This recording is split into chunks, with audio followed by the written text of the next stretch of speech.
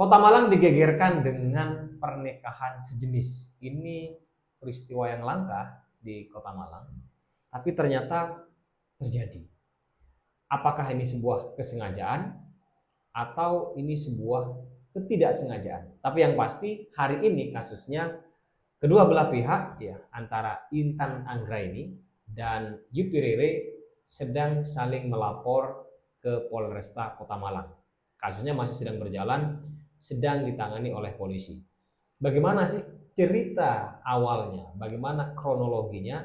Kita akan membicarakannya di serial Ngode Kopi bersama saya, Herlianto A, pemimpin redaksi Tugu Malang, dan Ilham Torik, CEO Tugu Media Group.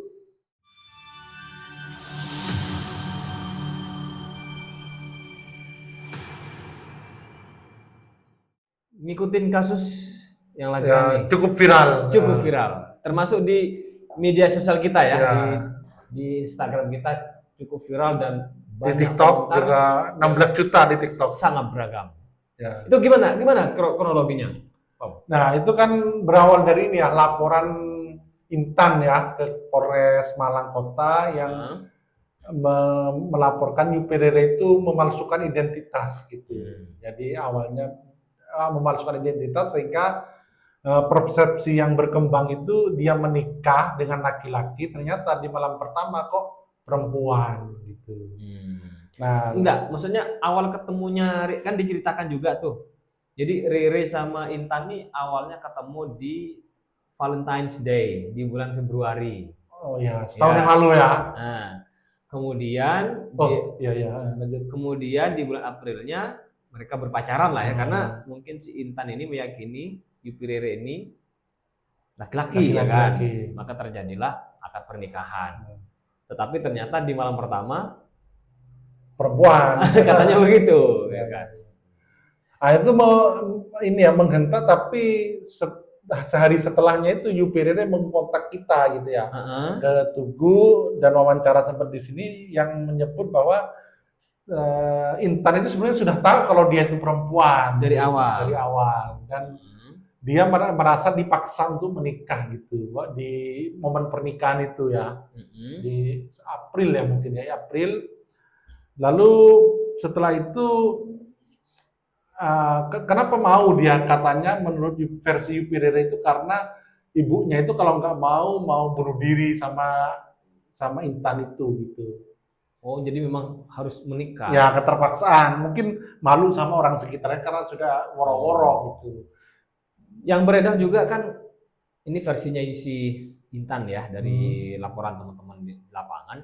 Katanya si pihak laki-laki ini ya, si Yupi Rere, si Rey ini menjanjikan berbagai bahan-bahan material lah ya, kayak mobil, kayak rumah. Itu bagaimana kemarin? Katanya dia nggak benar, tapi dia memang katanya meratukan Intan sama orang tuanya sehingga mereka itu ingin kedua orang itu menikah. Tapi Yupi Rere bilang dia mau operasi kelamin dulu, bukan sekarang gitu. Jadi orang tua Intan sama Intan itu tahu kalau Yupi Rere itu adalah seorang perempuan gitu. Oh, jadi sama-sama tahu tapi dipaksa untuk menikah karena ada woro-woro itu. Ya, woro-woro itu, dan juga kalau versi Yupi Rere mungkin mereka merasa diratukan sama Yupi Rere kira-kira gitu. Karena Intan itu infonya dari kalangan tidak punya, kira-kira gitu.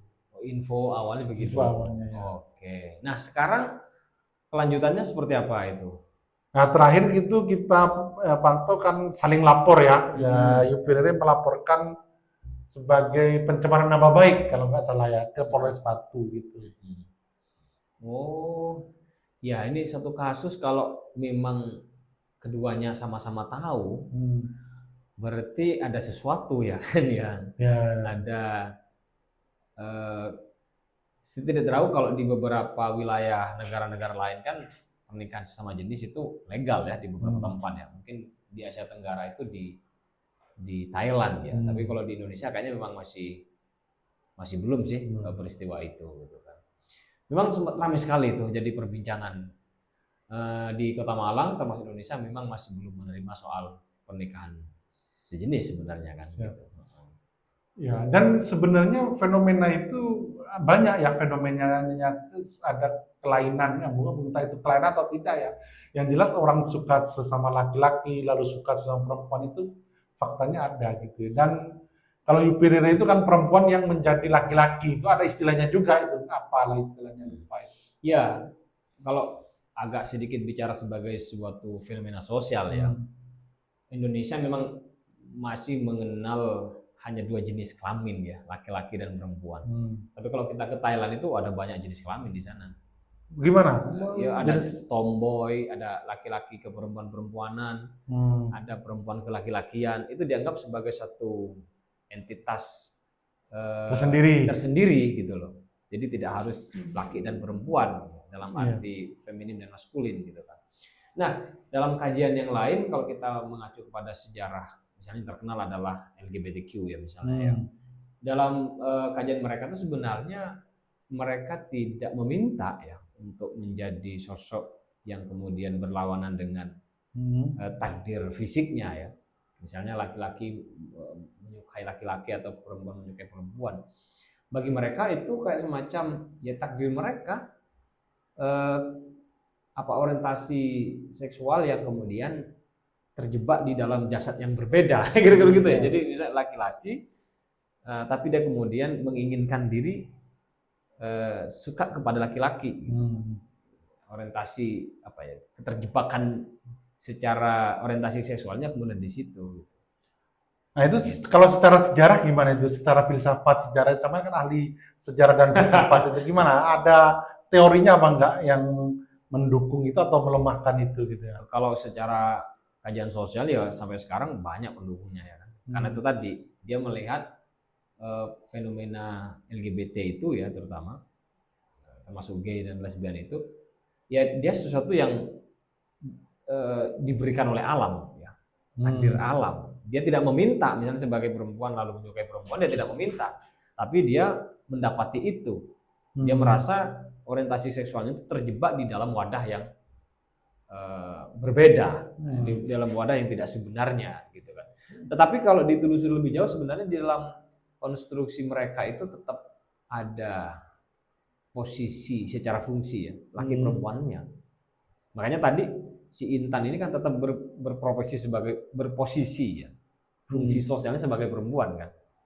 Si Ray ini juga fungsi sosialnya sebagai laki-laki. Walaupun kemudian secara status biologisnya kedua-duanya sama-sama perempuan ya. Tapi yang satu mungkin agak maskulin, yang satu agak feminim gitu. Nah itu yang mempengaruhi apa ya? Yang mempengaruhi misal kayak contoh lain lah, maksudnya orang perempuan ingin jadi laki-laki itu apa yang mempengaruhi? Apa gen atau itu dari misal dari Tuhan atau karena masa lalu? Apa kira-kira yang mempengaruhi ya? Kalau kajian kajian psikologisnya tentu sampai lebih paham ya karena jurusan psikologis ya. Dalam kajian psikologis kan memang ada trauma dan segala macam ya. Ada orang yang awalnya mungkin hetero, ya kan? Hetero dia, tetapi karena ada pengalaman tertentu dikecewakan dalam keluarga, dikecewakan oleh pasangan, maka kemudian dia memilih menjadi tidak hetero lagi gitu kan, menjadi homo gitu kan.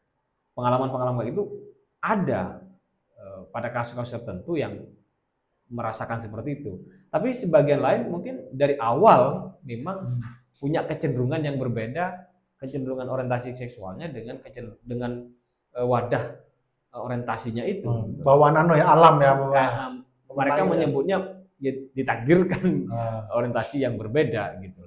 Dalam bahasa mereka seperti itu. Nggak tahu dalam kajian psikologis gimana ya?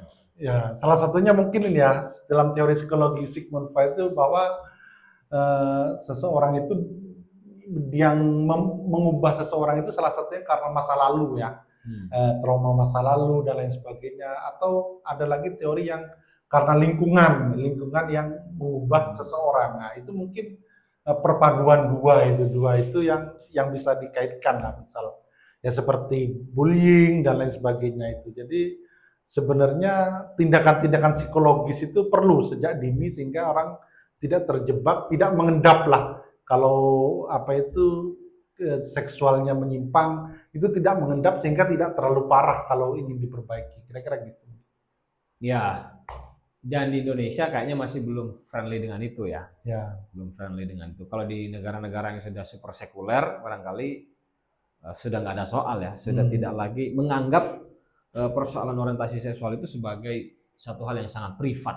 Dia mau nikah dengan siapa, mau ngapain, bukan lagi negara yang mengatur ya kan. Bukan lagi kehidupan sosial, norma-norma sosial yang mengatur. Itu yang kita lihat misalnya di beberapa negara-negara yang lain. Nah, kalau Indonesia sepertinya masih belum. Makanya beberapa teman-teman aktivis di kalangan LGBT itu masih memperjuangkan itu sih sebagai suatu hak yang sifatnya pribadi, tanpa mengurangi peran sosial mereka di masyarakat. Ya, misalnya dia, sebagai gay misalnya atau sebagai lesbian, tapi dia tetap perannya sebagai ngajar, sebagai dosen, misalnya. Dia tetap bekerja di tempat tertentu. Itu yang mestinya tidak dikucilkan, gitu. Mestinya dijamin peran-peran sosialnya, karena hal-hal yang sifatnya seksual itu dianggap wilayah privat. Ini bagi mereka. Gitu kan. Tapi di Indonesia masih belum menerima itu. Mungkin karena asas kita itu ketuhanan yang Maha Esa ya. Mungkin jadi, ya. Karena agama itu kayaknya nggak ada agama yang LGBT itu nggak ada. Nggak masuk ya. Ya itu. Jadi cukup pelik lah ya kalau di Indonesia ya. Betul. Tapi kalau kembali pada kasus yang kemarin ini menurut saya menarik fenomenanya. Karena kalau kita lihat tadi, mereka ada perkenalan, kenal di hari Valentine's Day, mereka pacaran dan segala macam. Kemungkinan ya perkenalan itu bisa lebih jauh, gitu. Tetapi mereka memutuskan kemudian untuk menikah siri dalam bahasa mereka ya. Artinya mau menjalani secara agamis kayaknya ya proses ininya ya. Proses pernikahannya itu loh. Atau mungkin salah satu pihak ingin melegitimasi bahwa anaknya sudah menikah, mungkin loh ya, itu bisa jadi juga ya. Bisa jadi. Baik, saya kira itu. Tapi yang pasti pembicaraan yang masih menarik ya, terus dinamis, karena ngomongin isu isu LGBTQ ini, isu-isu seperti itu masih rame. Semoga pelaporan-pelaporan yang terjadi ini bisa mendapatkan keadilan lah bahasanya ya, diproses dengan benar, masing-masing pihak memperoleh haknya, dan bisa berdamai jika memang ada faktor ketidaksengajaan. Saya kira itu Pak Jo, obrolan kita. Teman-teman di Ngode Kopi, kita akan ketemu lagi di pembahasan-pembahasan lain seputar informasi yang menarik yang berkaitan dengan Kota Malang.